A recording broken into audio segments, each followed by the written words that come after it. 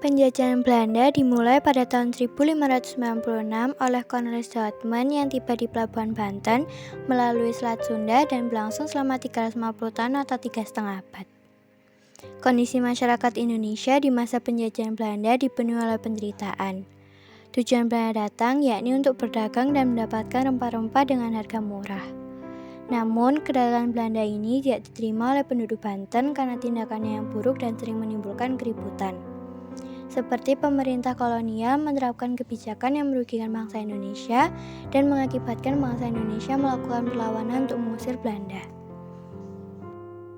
Kebijakan-kebijakan yang dilakukan pemerintah kolonial terhadap bangsa Indonesia adalah 1. VOC Kongsi Dagang atau Perusahaan India Timur Belanda yang secara resmi bernama Persatuan Perusahaan India Timur atau Verenigd Oost-Indische Compagnie didirikan pada 20 Maret 1602. Perusahaan ini dianggap sebagai perusahaan multinasional pertama di dunia sekaligus merupakan perusahaan pertama yang mengeluarkan sistem pembagian saham. VOC merupakan sebuah persekutuan badan dagang yang istimewa karena didukung oleh negara dan diberi fasilitas serta hak istimewa atau hak oktroy.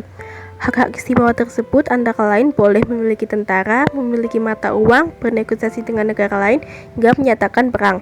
Oleh karena ini, banyak yang menyebut bahwa VOC merupakan negara dalam negara. 2. Monopoli perdagangan. Monopoli perdagangan adalah penguasaan pasar yang dapat merugikan orang lain. Namun hal ini sangat menguntungkan bagi pelaku perusahaan karena mereka dapat mengatur harga beli dan harga jual. Belanda memiliki berbagai cara untuk memonopoli perdagangan di Indonesia. Salah satunya adalah dengan politik adu domba atau divide et impera. Akibat dari monopoli perdagangan ini, banyak rakyat Indonesia yang menderita. Berbagai macam penderitaan yang dialami rakyat Indonesia antara lain, rakyat Indonesia tidak memiliki kebebasan untuk menjual hasil bumi. Harga jual hasil bumi juga telah ditentukan oleh VOC sehingga penghasilan rakyat Indonesia kecil. Akibat kecilnya penghasilan, angka kemiskinan pun semakin meningkat. Dan rakyat Indonesia menderita akibat tidak bisa memenuhi kebutuhan sehari-harinya. 3. Kerja paksa merupakan salah satu bentuk eksploitasi Belanda terhadap sumber daya manusia di Indonesia.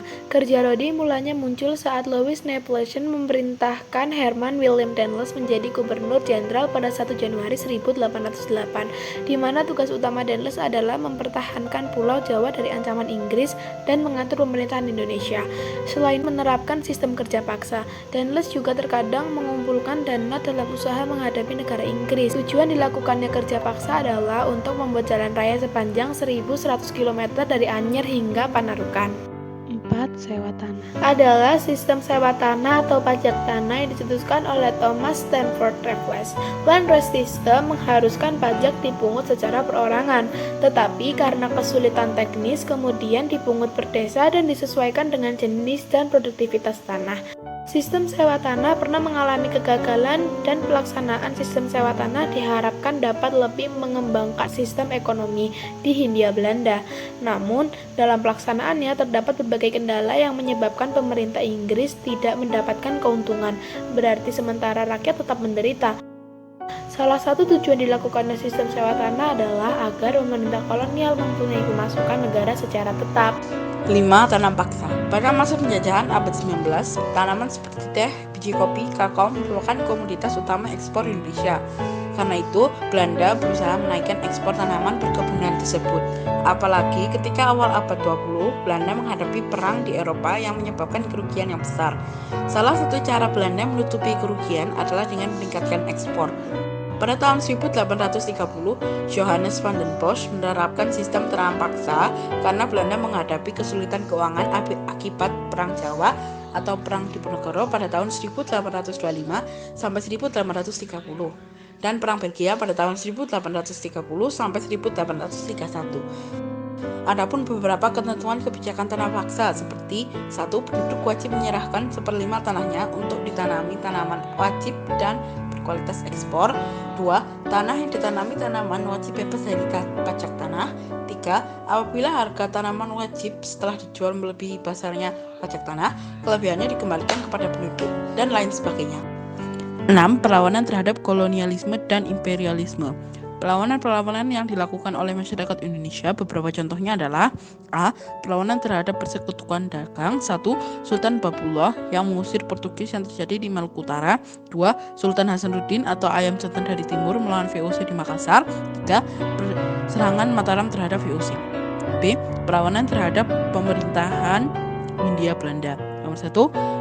Perang Saparua di Ambon. 2. Perang Padri di Sumatera Barat. 3. Perang Diponegoro. 4. Perang Aceh. 5. Perang Banjar. Dapat disimpulkan bahwa masyarakat Indonesia sangat tersiksa dengan perlakuan masyarakat Belanda. Bahkan banyak masyarakat Indonesia yang mati kelaparan karena dituntut untuk bekerja terus-menerus di luar batas kemampuannya. Terima kasih kepada teman-teman yang sudah memperhatikan dan mendengarkan materi yang kita sampaikan dengan baik. Dan semoga teman-teman dapat memahami materi yang telah kita sampaikan. Semoga bermanfaat dan terima kasih.